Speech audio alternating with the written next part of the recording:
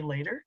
So today's session is about safely reopening and pivoting retail. For Lindsay and Sebastian and Gunjan, thanks so much for joining us. And I think one of the big things that has been asked of the Chamber, both to me and my team, and I know the City of Vaughan's getting this a lot, is how do I safely reopen my business, both for my customers and my employees? There is a fair amount of confusion out there.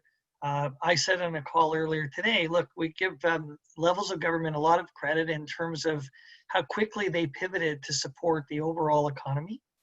But when we move this quickly, obviously, there's going to be some confusion.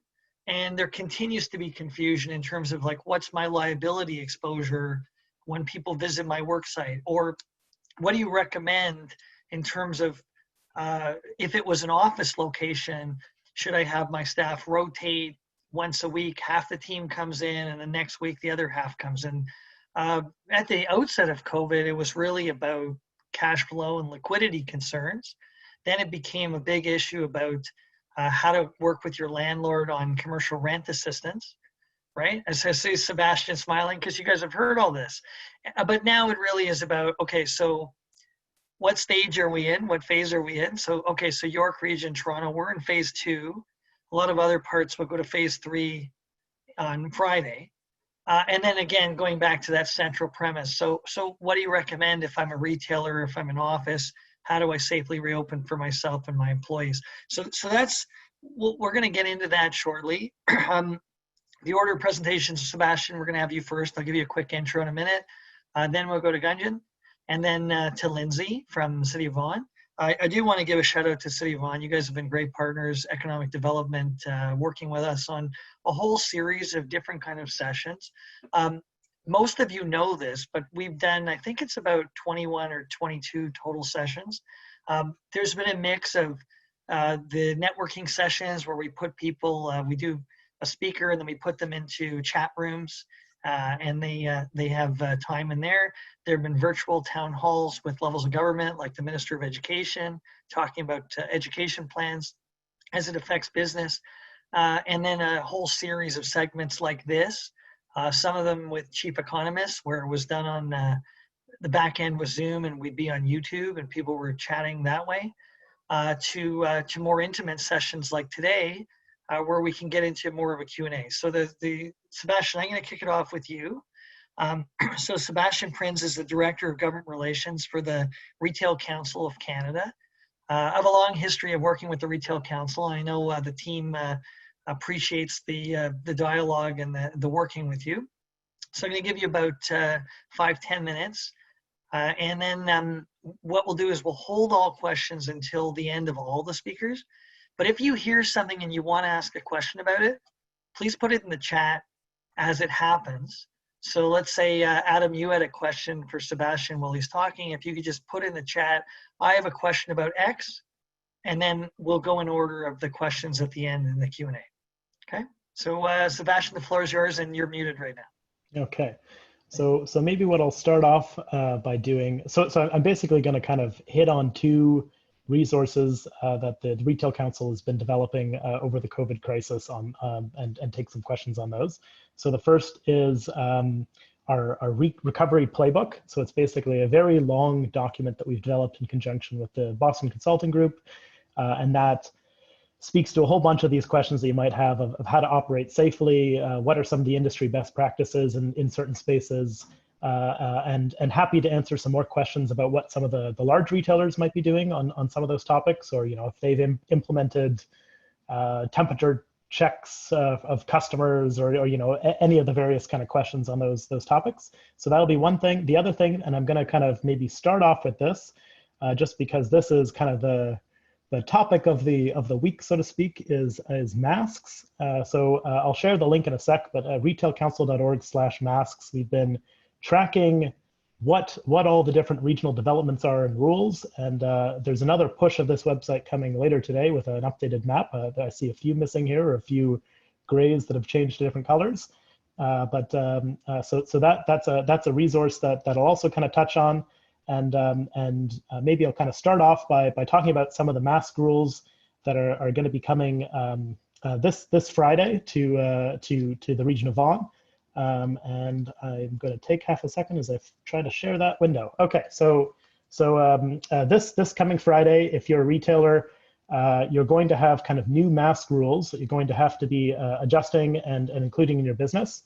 So in the York region, including the City of Vaughan, there's kind of two things I'll say that you're going to want to pay attention to. So one is you're going to need a policy. So you're going to need an actual physical kind of piece of paper. And stop me, Brian, if this is something you guys have already chatted a bunch about. But you're going to need kind of a policy on hand here, and this is going to be something that that inspectors can ask for. But one thing I wanted to highlight right at the bottom here is I know the Retail Council and the Chamber of Commerce, a number of others have been pushing for standards to help businesses as we go through and to harmonize some of these policies here. So you'll see in the York region order, there's something that says best efforts, and that they've done it, I don't know, I'll call it in the Ottawa style here. They've got little footnotes that you kind of have to jump around a bit as you're reading it. But in this, it basically describes what bar you're going to be held to as a business. So it is not the case. Some regions have to turn away every customer, and we have been suggesting to municipalities that is a very harsh standard to hold retailers towards, because it almost provokes customer conflict. You have to turn someone away without a mask. Police your whole entire store. If someone were to remove a mask, it's not fair if you get fines. So this best effort clause kind of protects the businesses against some of that.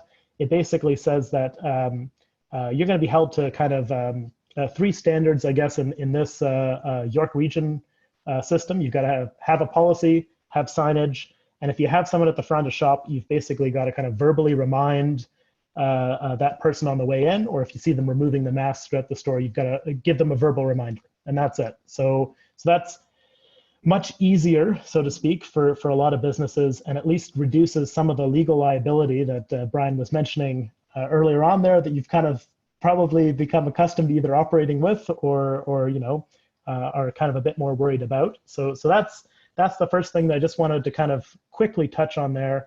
And then the other document that I'm going to be going through today, and I'll leave it kind of a bit more brief so that folks can kind of ask some questions about this, but is our recovery playbook. And I'll put the links to both of these things in the chat just after my presentation here. So this is another resource, completely free. You can download it, and it was designed to help retailers understand some of the new safety measures that they're going to have to be putting in place to protect retailers, like employees as well as customers. So the recovery playbook kind of covers these 6 areas. I'm going to really quickly skim through. You can see it's 177 pages. I'm not going to go over all of those today. So just to kind of give you a quick view of a couple of these. One of the great and interesting things here is we've tried to put some numbers to different things, including how many Canadians, you've probably noticed a sharp decline in consumer confidence in bricks and mortar. So this is kind of a bit of an understanding, some polling data behind what are consumers expecting when they go out into their shopping kind of experience, into the brick and mortar experience. Now this is older data at this point. This is from end of April. So obviously everything has been moving very quickly, including consumer opinion. So I'll kind of caveat it with that. But you can see there that Canadians are basically expecting business to be responsive. They're basically at the time that this poll was kind of conducted, they were saying that they're not looking for business to kind of to use to kind of push on and just pretend that there's nothing new in this scenario, that they want them to be seen to be adaptive and responsive. And we know now at this point that a number of the regions, including York, are going to be having protective gear. And you can see, masks and different things. It's kind of some of the bars that we pulled on. So I'll just mention that to basically say that you're going to have to be responsive. And the big question, and probably the one that you're looking to answer on this, is what does that look like? So a couple of things that I'll kind of run through are what folks have been doing with customers, and then what folks have been doing with employees. So on the customer front, we have seen a number of different options that have been conducted. We have some grocery stores, T&T grocery store chain has been doing temperature checks on customers, and that's been well received in their kind of demographic of the market, but predominantly we haven't seen retailers kind of doing that. It's been very, very rare that you've seen kind of verbal triage questions, but we have seen those. The LCBO, if you've noticed, you'll have had a set of 3 questions going in there. There have been some longer lists for some different regions where they've basically been asking folks if they have a cough or if they're feeling okay. So those are some practices that we've seen kind of crop up. Predominantly, we've seen a lot of hand sanitizer, as I'm sure anyone who's gone to the grocery store throughout this period will have noticed. There's hand sanitizer at all the entrances. You'll have seen kind of a plexiglass PPE around the cashier, and a lot of signage basically saying kind of if sick, stay home. A number of our largest retailers have also tried to move towards the vulnerable or elderly hour at the start of the day, and that was considered a best practice, and actually a couple of health regions even made it mandatory for a brief period of time for the retailers in their zone.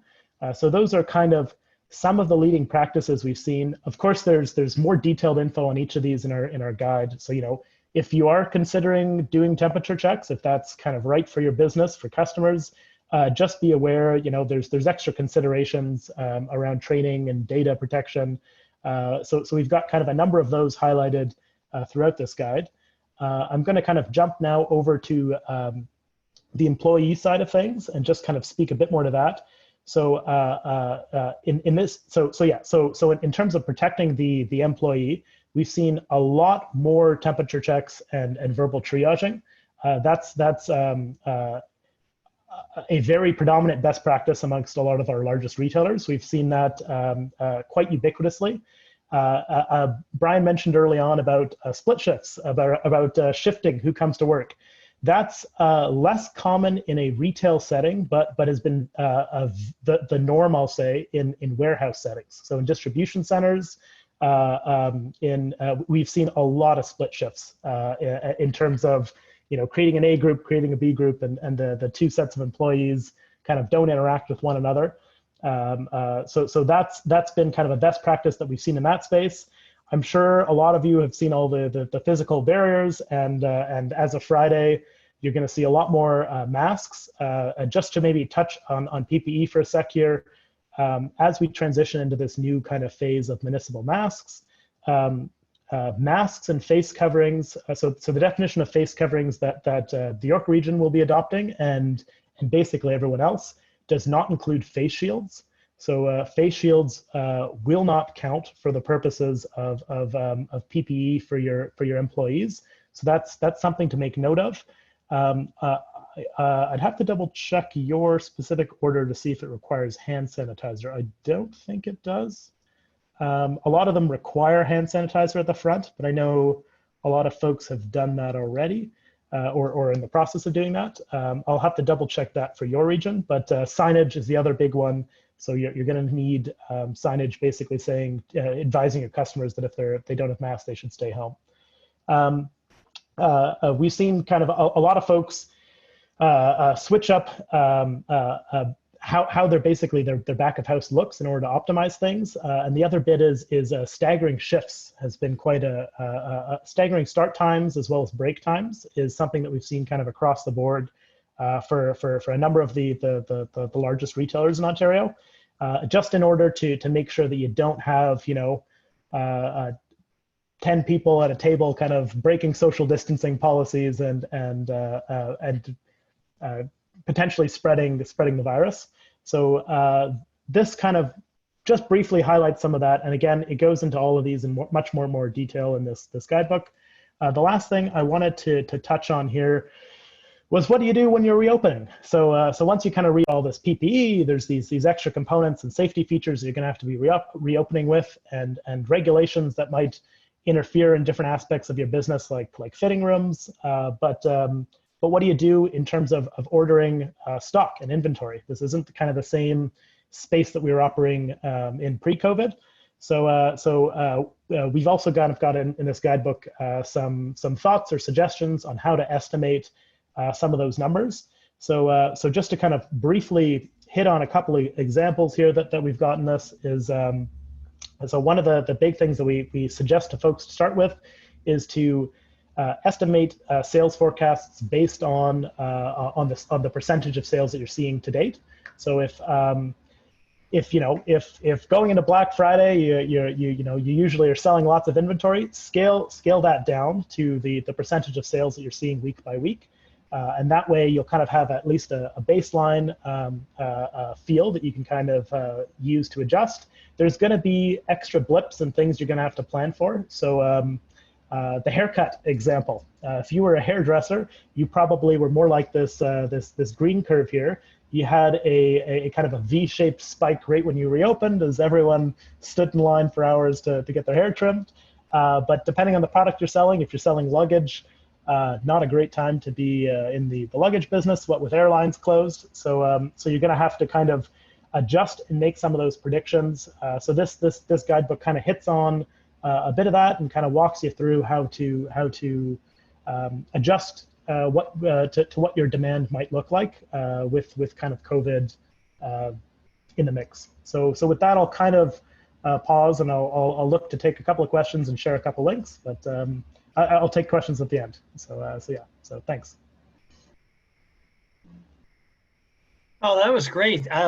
Yeah, we'll take the questions at the end, but I have a whole bunch of them for you, but we'll save it to the end just so we get through everybody's presentations. But just to clarify those, so you said those documents that you showed, we're going to be able to make those available to members on the website? Yeah, they're completely free. Happy to have those shared. Their intention was to basically, we know we're all kind of in this together, so we're happy to share those, and I'll share a link right now, and feel free to post them on your website. Oh, that's great. And Abina, I know you're there behind the Vaughan Chamber banners. Later on, I'm going to ask you to share your screen just to show the PPE guide that we have available so the members can see where it is. So just, you have a while to get that up. Okay, so we're going to go to Gunjan Syal. I hope I'm saying your last name correctly. Yes, Gunjan Syal. So, okay, thank you. And she's a transformation executive at the Emerald Technology Group. So really looking forward to what you have to say, and the floor is yours. Absolutely. Thank you so much for having me on. So my focus today would be a bit different from Sebastian's focus on the immediate reopening piece. I would be talking to you today about how can you build trust with the customer. As we've heard today, customers are very, very concerned about coming back into the store or interacting with you in different ways. So I'll be focusing on first sharing with you what are the different impacting factors to your business. And then how can you use those to define success for your specific business? And then how can you actually achieve that success? So I just want to point out, Brian, as you were chatting in the beginning of this conversation, you mentioned a lot of people are very concerned about specific items, and Sebastian touched upon masks and other things. So I do have a follow-up event coming up on Thursday where I have Devin Marr, who's an employment lawyer. And we'll be covering some of those topics. If people are interested in discussing specific situation, it would be a wonderful opportunity to join us, and we would love to hear your thoughts there as well. Oh, that's great. Can you, maybe after you present, if you can put that in the chat bar, the Absolutely, link? yep. I'll put the link to RSVP there, and I would love to have any questions you would like us to cover in advance as well. That would give us the opportunity to prepare. Well, one thing that's interesting is, so we've had a series of employment lawyers and chief economists on different segments. Yeah. And we always joke, this content is valuable for the next 15 minutes. Because it changes so dramatically day over day. So I think that's very timely to have another one. Thank you. Absolutely. As we're going into phase 3. So diving into the focus around what are the macro factors that are disrupting businesses today. This is a study, or rather a chart that was shared by MIT Sloan back in March. And the reason I like it is because it's very new. Charts like this have existed for years and years. But this one takes into account what was happening pre-COVID, but also what was happening in Asia, UK, all those countries that were really dealing with the meat of phase 1, if you will, back in March, What are the factors that are impacting their businesses? So you're seeing 11 things there. And as we know, COVID came in public health area number 7 at the bottom. But because of the personal nature of it, the way that it impacts individuals directly, it really just spread very quickly to all these areas. Now, depending on your business, even within retail, the demographic that you're targeting, the location of your business, the infrastructure, all of those things help you form an ecosystem for your business, right? It's easy to say, I have this store and it's in this location, but behind the scenes, there are a lot of different players that are enabling that business. So it's important to think about how these factors are impacting that whole ecosystem. And you'll notice that technology is right in the center there, because even pre-COVID, we were already having discussions about how there's been advancements in technology, and every year it's accelerating, right? It's one of those exponential curves. And I read a study actually recently that in the last 6 months, the amount of progress we have made in technology solutions, it's equal to 2 years. Usually you would make that type of progress in 2 years that you've made in the last 6 months. So there's solutions out there, especially in the SaaS space, the software as a service, plug and play type model, where if you know what factors impact your business and you focus on those type of solutions, they can help you. But the way we stand today, there's a lot of unpredictability in the system, right? So how would the government come up with different rules for phase 3 versus phase 4? The geopolitics of it, the economies that are impacted, maybe your suppliers are somewhere else and they're dealing with a different situation than you are here in one. So from that point of view, it's important to take a look at this chart and distill that a little bit further to design impact of it. So this is a very busy chart. I won't go into the detail of it, but it gives you an example of how things are interconnected and what the impact overall has been. But I bet you that this isn't the full data, right? So this chart's from, again, March 2020 from International Trade Center. But what does it mean for your specific business and for your specific supply chain? So the very first thing to do is to think about what success means for your specific business. How have you been impacted as a business by COVID? So I'm sure at this point, there's been impact to your profit, to your revenue. So thinking about that, that's the lowest level of success. But then you need to think about how can I design a strategy that's also going to help me scale that up? Any action that you come up with today to try and get people either back into your business or to offer them services that replace the service that you were providing them in a different way. How are you going to be able to scale that up? And then how are you going to be able to grow that for a longer term business model? And that's the opportunity that we have. But in order to get to that top of this triangle, we need to think about the competitive advantage. So if everybody else is doing the same thing, then does it really bring the customer to you? We need to think about that. And we also need to think about the realistic changes that we can make to our business at a fundamental level and at a cultural level. So I know these words get thrown around a lot, culture of your company, culture of your business, culture of your store. Essentially what that is saying is, how do you like to work? Are you a face-to-face verbal communication type of a culture with the customer? Are you an online model? How can you make a change in that to continue to offer the services that you have? So at a highest level, at a conceptual level, that's what success means. And the 3 things you see at the bottom of the success chart here are prerequisites that you need to think about. Now, I found this quote actually just last month in Forbes. The co-founder of Instagram shared it, and it really resonated with me with all the conversations that I've been having with my customers.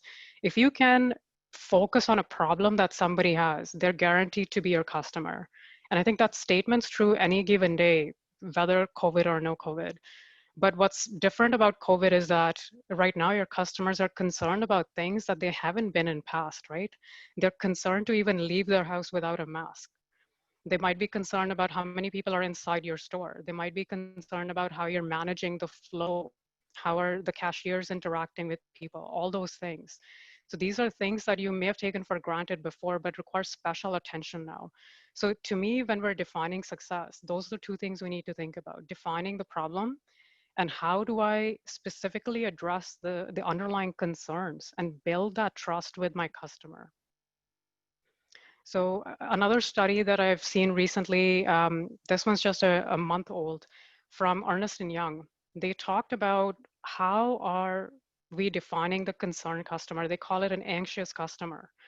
So we know that about 48% of the customers have already decided to change their behavior long term.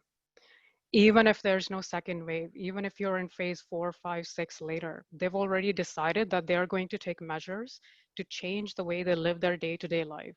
Now, what we as business owners need to think about, especially in retail, we need to think about what that means for our businesses. What specific concerns do they have? So in that same study, they shared a chart, all the businesses that are high touch with the customer, the communal spaces, if you will. And you're seeing some of the retail pieces there, going to a bar or a pub, eating in a restaurant, trying on clothes in a store. So it's showing you what are they comfortable with, what are they uncomfortable with, and how some of these things compare. So as an example, if I look at the grocery store right at the bottom there, 15% of the people are extremely uncomfortable and 23% are sort of uncomfortable. So what that means for grocery shopping in terms of the behavior change, the underlying behavior change for those customers is that they're preferring online to minimize that high touch. And they're also going for home deliveries. I know a lot of businesses have offered pickup services. So you stay in your car and the material would be loaded into your car. But a lot of people are preferring not even to do that. So it all depends on their lifestyle. Do they have a car? Do they not have a car? And then think about the location of your business, right? A lot of people that I know live downtown actually rely on public transport a lot. Would they be able to work with that model or not? So essentially what you need to do is to define the problem. Think about who the customer was and who they are now. And this is where the detailed behavior analysis comes in. What is impacting the current needs of my customer? And what do I anticipate their projected needs to be based on that current need, based on the things that are changing? If we are in phase 3, let's say next week or the week after that, then what would change for my customer, putting myself in their shoes? And I think it was Bill Gates who said at one point, your most unhappy customer or the most complaining type of a customer that you have right now, they are the ones that are going to help you innovate. They are the ones that are going to change your business for the better. So essentially what that means is if you look online right now, that's the beauty of COVID, the silver lining, if you will, everybody's online. If you know where to look for your customers and have discussions with them, then they'll be able to tell you all the problems that they're having. And they don't need to be your customer. They could be your competitor's customer. You just need to go and listen to what they have to say. And then put that through this criteria called FINER. I don't know if you've seen that before. It actually comes from more scientific research community, but it basically goes back to the needs that you're identifying, whether they're feasible or not, whether they're interesting enough or not, whether they're novel. If somebody else somewhere has already found a solution, then is it worthwhile for you to spend time on it? Is it ethical?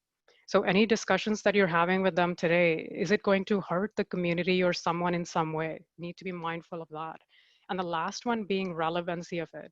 So maybe you'll solve a concern today, but it may not be a concern tomorrow. So you've spent time and money solving a problem that actually the solution is not really required long term. So once you've considered those aspects, then you would have distilled the right need to solve. Along with that, some thought around the effort that you would put in to solve that need in a manner that's cost effective for you, in a manner that's timely. When do you need to actually deliver that to your customer? And those black lines you see beside it is where the factors chart that I was sharing with you earlier, we saw the external 11 factors that impact your business. There's things inside your business that may be impacting your ability to deliver things, your employee availability, the shift system, all the things that Sebastian mentioned earlier, right? Even the layout of your store, for example, when people are walking in, how much interaction do they have? How much room do they have to move around within the aisles? Those are some of the things to think about when you're implementing these solutions.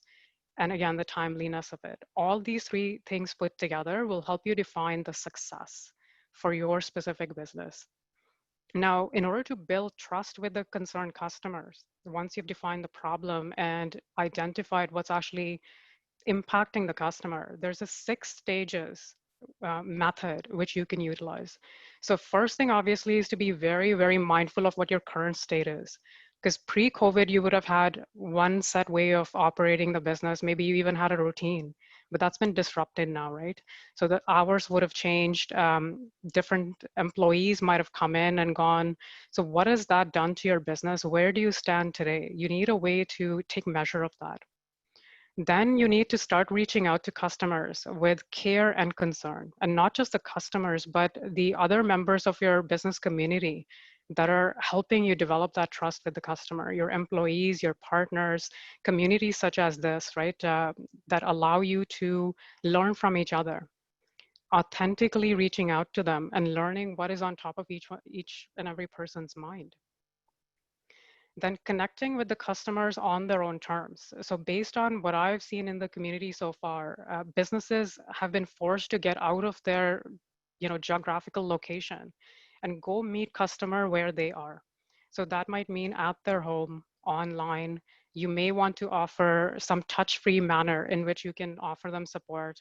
High care, you need to be very, very careful with how you behave when you're in their home, as an example, offering a service or making a delivery, and the coordination behind it. So if a customer is ordering a product from, let's say, your Shopify store today, you're telling them it'll be delivered tomorrow, but it's coming in next week, that's not really the nice way to build a trust, right? So being honest about what you can and cannot deliver. So one example that I can give you of that is, I'm not sure if other people on the call would have experienced this, but I changed my investment strategy at the start of COVID. And because of that, I had to make a lot of phone calls to banks, because usually I would have done that in a branch. And each one of them at the start of COVID called me, even without me reaching out to them, and said, let us know how we can support your business. We're here for you. But as the weeks went by and as I called them, they really were not prepared to meet my needs, except for one bank. What this bank had done is they'd moved their employees to home, all of the people that worked in branch. And those that had cars were actually booking appointments with customers. So I would have Zoom call with my business advisor, show them my ID, have all the conversation. The paperwork that I would have needed to go to a branch to sign, they would actually bring it outside my house. I would literally walk out, check that it's the same paperwork I saw before, sign it and return it back to them. So they weren't prepared in technology or with huge process changes to support my needs. But thinking outside the box, they probably got more business from me than any other bank at the start of COVID, and earned my trust in a very big way. The part that they haven't figured out yet, though, is how they're going to sustain that, right? You can't have your employees just driving around forever, going to every person's house and signing papers. So along those same lines, you need to think about longer term, how are you going to sustain what's working for you? And that might mean bringing in technology solutions, thinking about your user experience, and rethinking that whole physical connection with the customer. And then essentially changing and realigning as needed. So as Brian and Sebastian mentioned, new regulations, new safety measures are coming out each day. New information about COVID from a research point of view is coming out each day. So you need a way, a dynamic approach to align your business success with that compliance. And you need to build a governance, is what it's called, around that to be able to do that quickly. And that's what's going to get you to the continuous success model, that business model, which is designed for unpredictability, to sustain and scale with your customer. Everything that you see here on that slide needs to be a part of it, needs to be a cycle. So with that in mind, how do you actually make that happen? Because as we discussed, things keep changing. Any path that you map will keep on turning around. So I won't go into too much detail there because I think I'm already over my time limit, but I'd be happy to answer the questions at the end. Essentially, there's 5 factors that impact how you actually run your business. First is obviously your objective. Then the foundation, how you see your business thriving as a result of that objective. The delivery method, the day-to-day actions that you take towards that delivery method, and then the progress indicators that tell you whether you're on the right path or are you deviating or if there's a need for change. So what you see in the middle there is how we would have traditionally done it. The focus would have been on operational needs, the delivery targets, right? How can you make things that are already happening better? as opposed to creating new methods, the new services or products to meet your customers' needs. So now we're in this last column here, where you need to set stretch and growth targets instead, based on your success definition. Because any end state that you create for your business will be challenged by those 11 factors that we saw. If not today, if not tomorrow, then a month from now, right? We don't know how banks will react.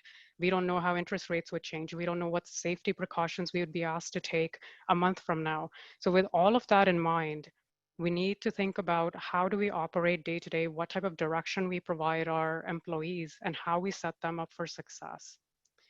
And these are some of the areas to think about when you're designing that path to success. What I've covered with you today is more directional, right? It's more, how can you design a strategy, governance, planning, and these seem like big buzzwords from a consulting point of view, especially for small businesses. But what you may be doing inadvertently is wearing multiple hats. So just being mindful of where do you need to put on the strategy hat? Where do you need to put on the customer support hat? Where do you need to put on the business support hat or the business domain hat? And think about it from a holistic point of view. So you don't miss a stakeholder in your business. Or for that matter, you're not driving down a path that may not help you long term. So just to summarize, once again, what we need to do is be very focused on the concerned customer today, keep in constant touch with them and find ways, whether it's online or through events such as this, to try and figure out what is top of mind for those customers, what are the underlying concerns, and then anticipating which of those concerns you're going to meet. When are you going to meet them? How are you going to meet them?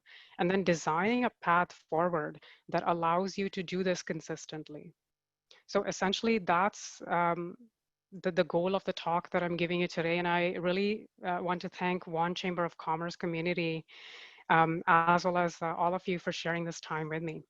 So I know I went over my time. I apologize, Brian. No, you know what? It was really excellent. I thought you hit the nail on the head when you talked about your most problematic customer can be your best one. But the key was what you said about how you have to be listening to them. If you're not listening, it's at your own peril, right? So yeah, I think if you try to be defensive with the customer, it's the worst thing right now, because trust me, that customer will be using that time to go find somebody else who's willing to listen and make it happen for them. Absolutely. So we'll do some Q&A a little bit later. I wanted to also mention for everybody, we are recording the session, so we'll have it online in the future as well. Okay, so we're going to go to Lindsay Davidson, who we work with quite often.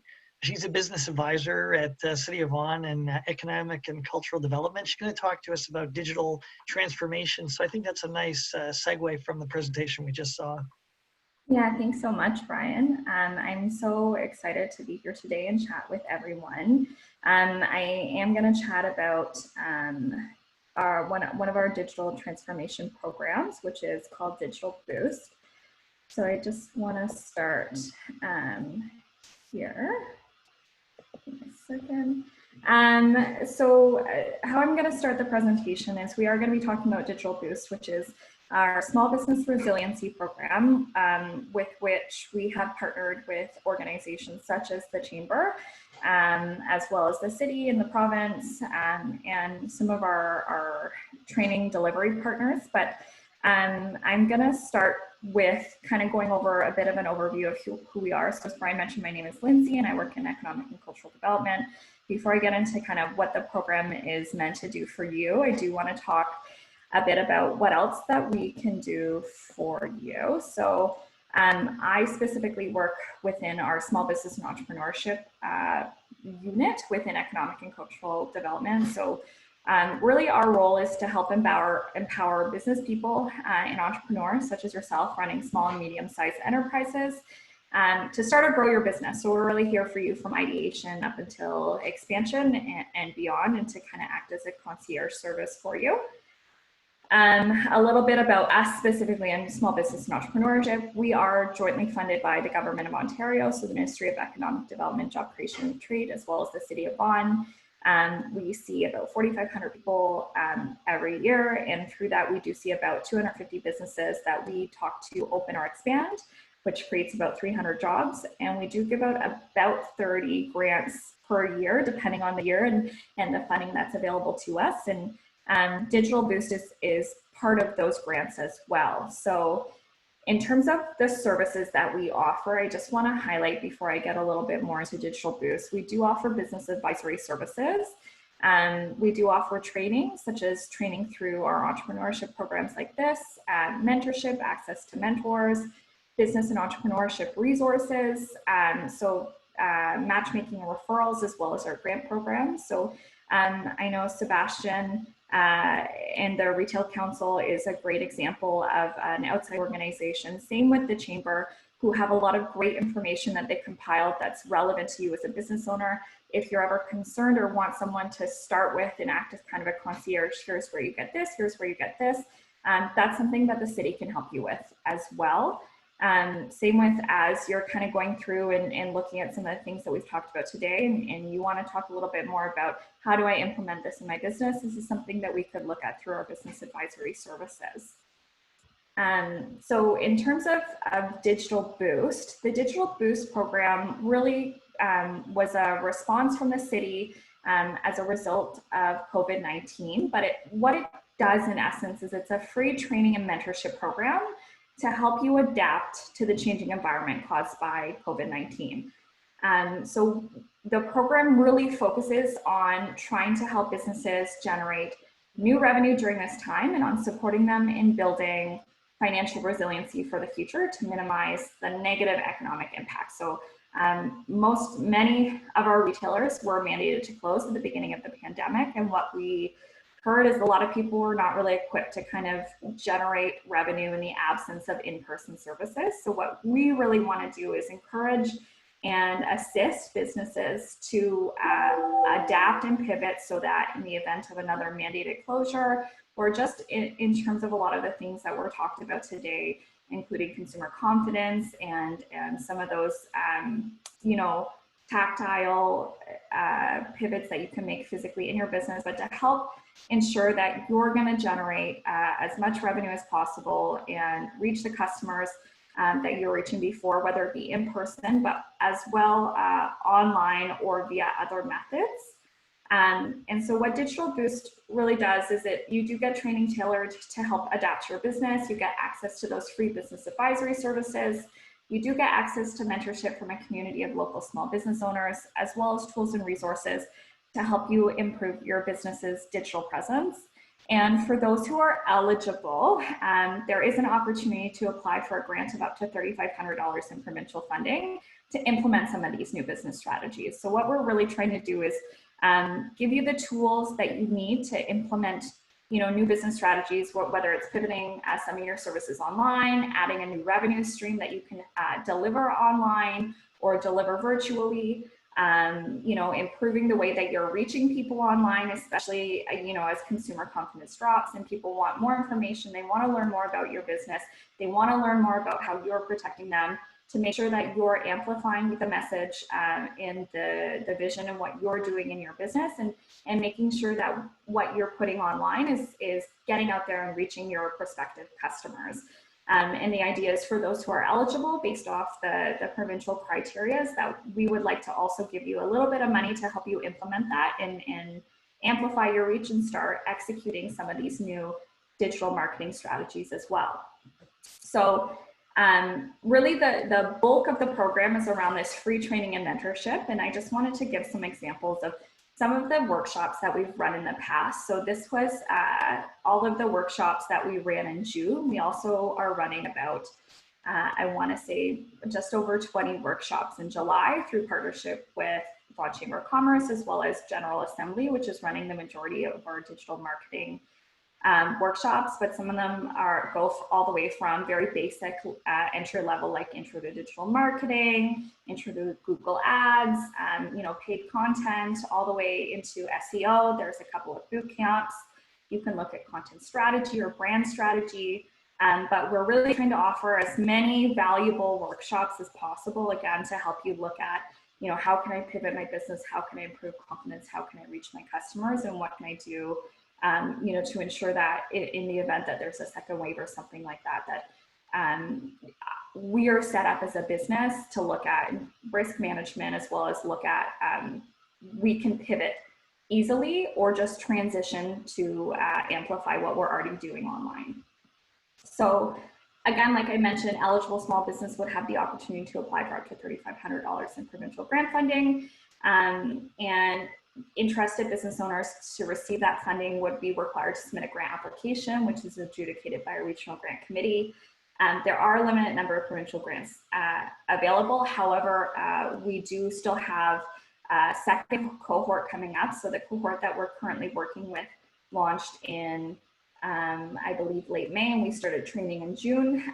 We're looking at a fall cohort, which everyone here, retail, I would love to see everyone submit an application. Like I mentioned, the training and mentorship portion of it is free. So even if you're not eligible for the grant or not interested in applying, you know, maybe it just doesn't fit with your business right now, it's something that you can take advantage of for free. And there will be a number of different workshops and resources available to you. For those who would be interested in submitting a grant application, there is a minimum number of workshops that you have to attend, which is 6, as well as an actual grant application, which is looking at cash flow forecasting, something that we can help you with, a marketing strategy and a business model canvas.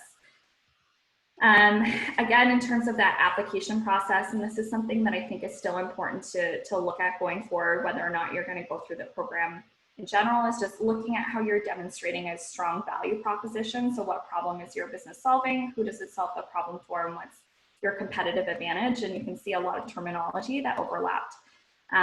You know, with what some of the other presenters were saying right before this, we're looking to help you get a detailed and clear marketing strategy, you know, including tactics that'll help that show that you're going to be able to generate revenue during any further emergency measures. It should be incorporating some of those new skills, realistic financial projections, and that in general, the adjudication process is going to consider economic impact of each business. So one of the great things about partnering with someone like the Chamber is, you know, this program is really hyper-focused to help our local businesses. So obviously the Chamber has a really strong membership, and you know, a lot of times our programming doesn't necessarily overlap with what the Chamber does, but we feel like this is a really great complement to Chamber's membership as well as other businesses in the city, and kind of boost as well some of the resources that you have available to you, such as those offered by the Chamber. And as Brian mentioned in the beginning, we've done a lot of partnership throughout COVID-19, and you know, they've run a significant number of workshops on really relevant information throughout, and they also offer other workshops as part of the Digital Boost program. So that's basically it. In terms of the program for the next cohort, if this is something that's of interest to you, we are going to be reopening applications next month with a fall launch.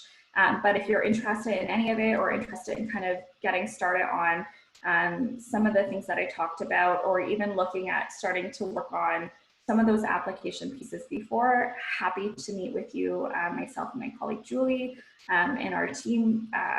We are always working with people, or if you just have general questions as well, that's something that we're able to do. And without further ado, I'm gonna flip it back over to Brian. Thanks, Lindsay.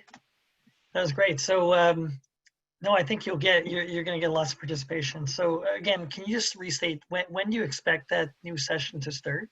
So we're going to be opening applications again, probably mid-August, and then the actual training will take place as part of the next cohort will begin in September. Perfect. Okay, perfect. So what we'll do is we'll open it up to Q&A on the, just put it in the chat if you want to ask a question. I asked earlier because we had to start a bit late, so the speakers can stay for a bit. So how about we say we'll go to 1:15 and cut it at that point? Is that okay?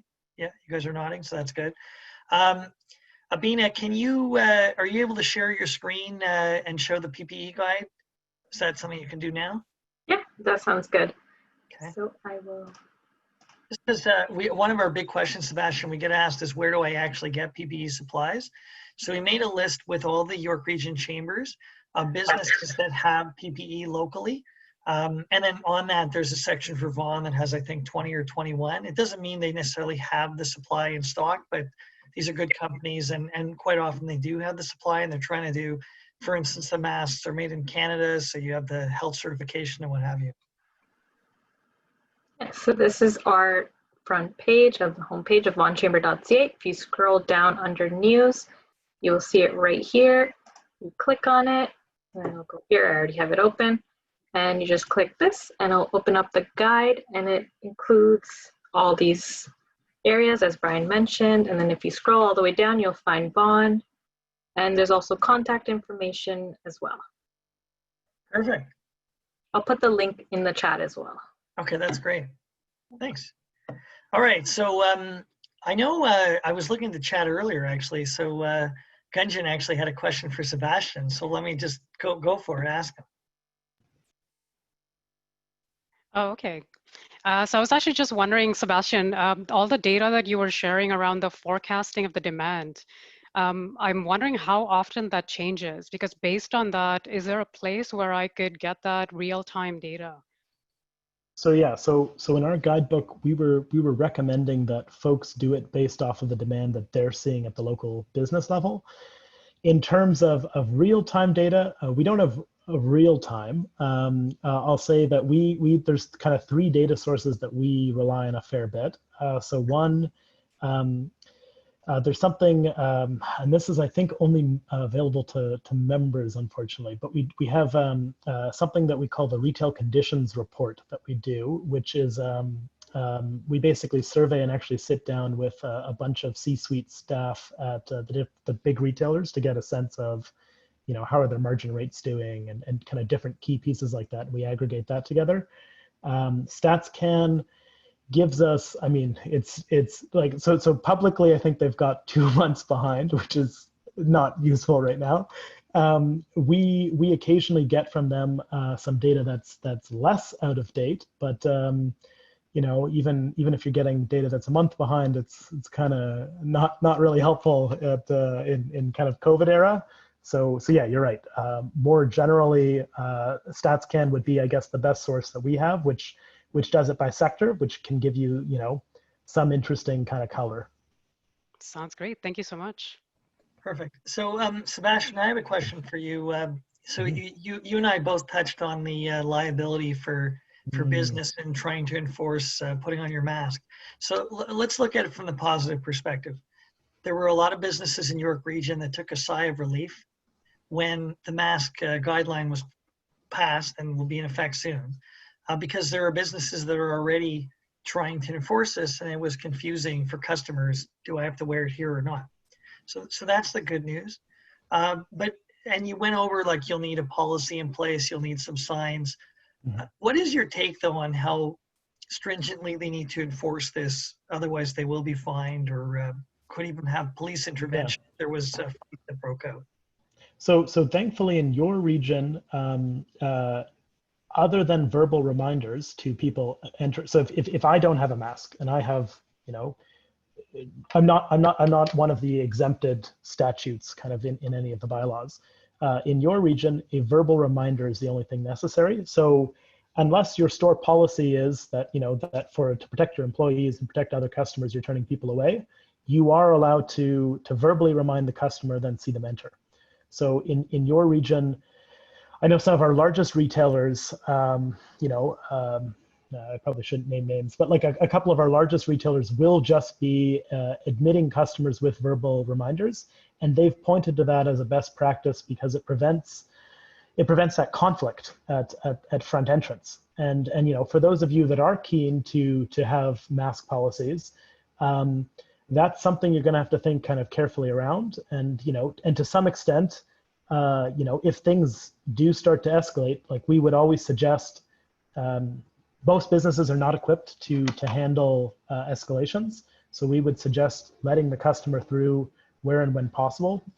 Obviously, if you're in a jurisdiction where you bear the responsibility of fines and a verbal reminder isn't enough, so if you're in Guelph or if you have businesses in other locations, I'll say that most regions have if they've either come right out and said it like in York, or in Toronto, most regions have walked it back a bit, I'll say. So in Toronto, as an example, there is guidance material that supplements the bylaw. And in the guidance material, it makes it clear that there are 4 things that businesses need to do.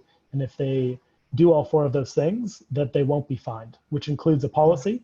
And we've had front-facing conversations with the medical officer there on a seminar like this, and they've basically come right out and said that if your policy is to verbally remind and then admit entry to an unmasked customer, that is okay. You won't be ticketed.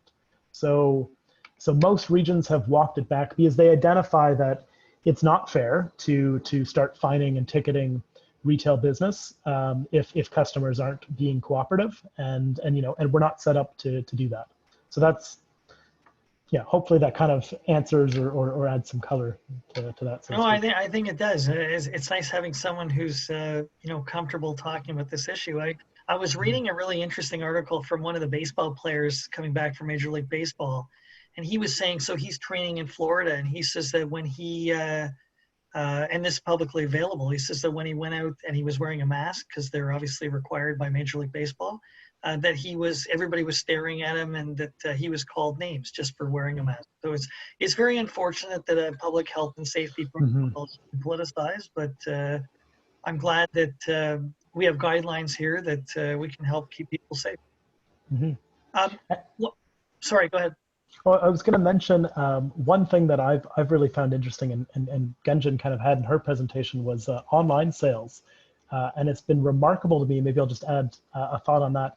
I've heard from a lot of our members, our large grocery stores, as an example, that they've dramatically stepped up the online delivery, and they've had 5-year plans that they're already moving some of the things in year 3 and implementing them today. And some of the advocacy that we've done has been around scale up of online and lobbying municipalities to increase the speed of parking lot sign approval and different things like that. And I can definitely share that some of our members have even self-reported to us that they're up over 450% in the online space, which is astronomical and right in line with some of your 44% numbers there. So it really is amazing and surprising how business has really shifted. And I think it'll be a huge open question and something that folks will really have to adapt to of what does the future of bricks and mortar kind of look like, and how much of that is that increase to the online space is a passing phase, or how much is permanent. So I think a lot of the programs Lindsay was showing there with supporting businesses moving to online, it's quite relevant and quite timely. Yeah, just one thing I would add to that, if you don't mind, is no. Actually, I want you to add to it. I feel like Sebastian and I practiced this, because what I wanted to do was open it up to you and Lindsay to talk about digital transformation. And we feel at the Chamber that prior to COVID, if you didn't have an online platform, if you didn't have an e-commerce strategy, regardless of your size and scale, you had an issue that you had to address soon. Now it's become quite clear, if you're not online, you have a very serious problem. So I'd love for you to comment, and then we'll go to Lindsay. Yeah, absolutely. I think a lot of the times when I see small to medium businesses that may have been trying to attract, let's say, customers from those big players like Loblaws, Longos, right? They might be very threatened by the fact that, oh, well, I was working on this online strategy, but here's Loblaws coming in just beating me out of the park. I don't think that's the right way to think about it. What you need to think about is, what's the niche that you have, the relationship that you already have with the customers. If you can focus on certain products or a certain group of customers, then you can really continue to have those people do business with you, just in a different way, right? And there's also networks that I've seen popping up of people that are, just like Lindsay mentioned, right? There's courses available, first of all, for you to pick up those skills, right? How would you adjust yourself and your team to do the business online? But at the same time, there's a whole slew of partners that are available to you now that were not available before. So the opportunity there is huge. What people are struggling with is probably, how do I go about assessing those partners? And I think, Lindsay, if I'm not wrong, maybe that's where Digital Boost comes in as well, right? To educate you on how you can assess some of those opportunities that are available. Should I go Google? Should I go Shopify? Should I go Amazon store? What is the answer? Yeah, exactly. Just to echo some of what Gunjan said, that, you know, I think that for those of you who are smaller and looking at really large retailers and thinking, how am I going to compete?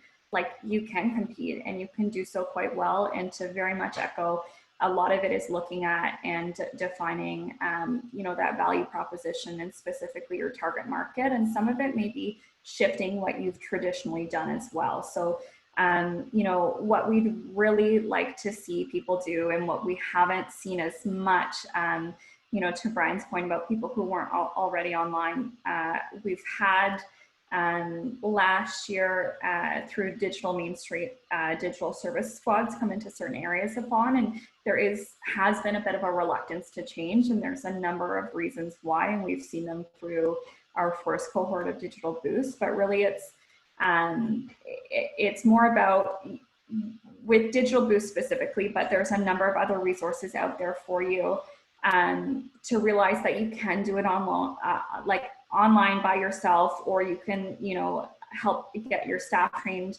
You don't need to necessarily outsource for all of these things. Especially with COVID, a lot of resources have been made free or significantly reduced. But what we'd really like to see and what we want to help with is the getting businesses comfortable getting online and using those skills. And that's something that we can help you with or refer you to other people that can help you with. But if you're thinking, oh, geez, how am I going to hire, you know, my budget's been constricted, or, you know, liquidity is an issue right now, how am I going to hire someone to do my social media marketing or update my website? Those are things that you really can do yourself. Maybe I'll Great. Yeah, go ahead, Sebastian. Yeah. I was going to add one extra piece in here. So I know so Ontario obviously came out with that with a Digital Main Street grant. A big part of that dialogue actually was how do they prepare business for kind of the next step. So a lot of these programs and online systems are extremely helpful in filling out or completing export paperwork. So that's, you know, just to add in kind of one extra thought here of, you know, as you're proofing yourself and selling to your domestic customers, no reason you can't start thinking about, you know, what's to come. And it could be that as you're building out digital solutions to sell to domestic customers based on the current need, that this could be helping your small business down the road, because some of the largest barriers to entry whenever we've done surveying or data for small businesses and medium-sized businesses to sell abroad has been the paperwork. And a lot of these solutions, like, you know, Gunjan mentioned a couple there, a lot of those automatically complete and register those exporting paperwork for you. So it kind of takes that hassle out of the business and puts it onto those companies. Sebastian, I'm going to ask you a different question. How do you think larger and medium-sized retailers are faring in terms of the challenges of getting employees to show up to work, both because some may refuse work because they feel it's unsafe, and also because of the government programs that may inadvertently make it easier to stay home for some people? Yeah. So that certainly is a problem that a lot of our members, you know, particularly I'll say a month or two ago, in the heart of it, that was a huge issue, and the public transit issue as well was a big piece. We had a lot of employees emailing us saying that they felt unsafe coming to work because they'd have to take public transit. So you know, so I'd say a couple of things. So one, understanding, you know, as a business owner, as a business, kind of what the your legal ability is. So, you know, when you ask an employee to, you know, a number of employees have been on leave and temporary leave. So returning to work, calling employees back is a big bit. If you have multiple locations, understanding what is still kind of reasonable from an employment law perspective of asking employees to go to the alternate location. Those are big pieces that have come up a fair bit. I'll say as a lot of the major grocers that operated throughout did obviously kind of increase salaries and were on massive recruitment, hiring, binges to get staff in store and keep staff in store. And that was, tricky for a whole host of reasons because employees didn't feel safe. And then we kind of had CERB at the same time here, creating kind of additional pathways for folks to stay home. So yeah, that has been challenging. I'll say that so far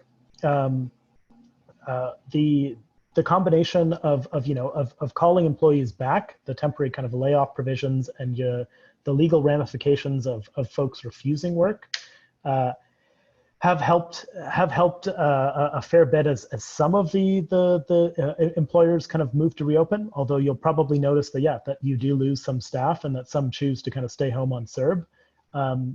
All I can kind of suggest there is it's going to be a bit of a struggle, but on the bright side, you're going to be noticing probably decreased bricks and mortar, in-store customer flow. So to some extent, there might have to be some considerations in the short term of how many staff you kind of need. So it could counterbalance itself, but that's been a major issue with a lot of our major retailers. I love how we just discussed a very controversial subject, but we both diplomatically addressed it. I think we addressed it well, so that was good because it's certainly a challenge for retailers and some of their employees. So I thought, Gunjan, what you put in the chat there about diversity and inclusion and hiring students is fabulous. Do you want to speak to that? Yeah, absolutely. I can give you actually a couple examples. I live in Yonge and Finch area, which is primarily known as the Koreatown, so to speak.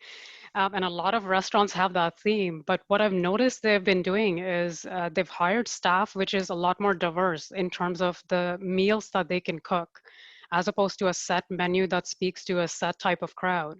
And what they've been doing for the last little while, they started this back in June, actually, when it was Diversity Month, right? We celebrate the Pride Month.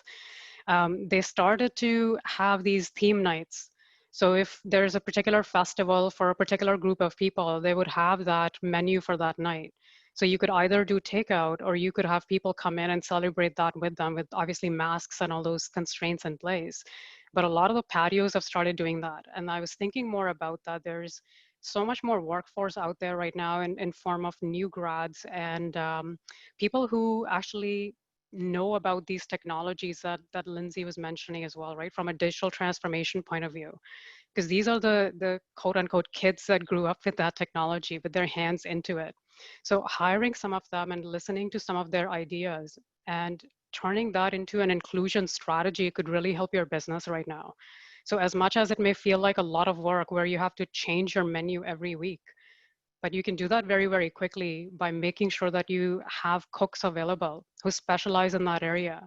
Invite them in as guests and have them support that for you.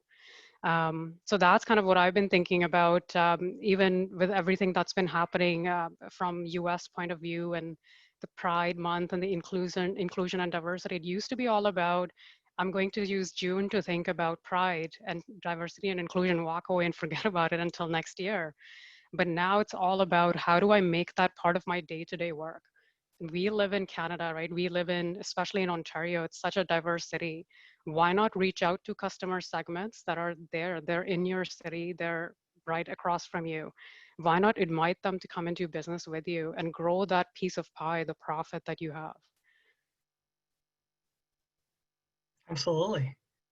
Well, I mean, look, unless there's a burning question, I think we're going to wrap it there. You all exceeded our expectations. We have high expectations of the Chamber, but that knocked it out of the park. That was some amazing content. I'm glad we can put this online. We'd love to have you guys back in the future and stay connected. We'll see Lindsay, I'm sure, soon. And we do have, you got a applause from Anne, so that's nice. We have a series of online workshops we're going to run similar to this one through the Wire Biz series. We're doing that for all businesses in the York region, whether they're members or not of chambers. We're doing that together with the regional government of York and our partners in Newmarket Chamber, and broadly the network. So they'll be focused on sessions like this. Practical tips are great. I mean, even that that last tip, Gunjan, you just gave about, Koreatown and they're pivoting so they can offer a more diverse menu. I think that's a brilliant comment. And it's a transferable idea that can go to different industries as well. So watch out for those. Vaughan Chamber will do more networking sessions. We do have a very, good. Our team just posted it in the chat too. Women in Fashion event on July 21st. That's what I was just going to talk about. There's some fabulous speakers on that. So I encourage people to come find us for that session. And just want to thank my team. There's a few of them on here today. Thanks guys for putting on another great session. I know Abdus and Jen did a lot of heavy lifting on this one. You all did, but in particular finding the speakers and coordinating. So great job. And wish you all a great rest of the week. Thank you. Wonderful. Thank you. Have a good one. All right. Have a great day. Bye. Bye. Thanks.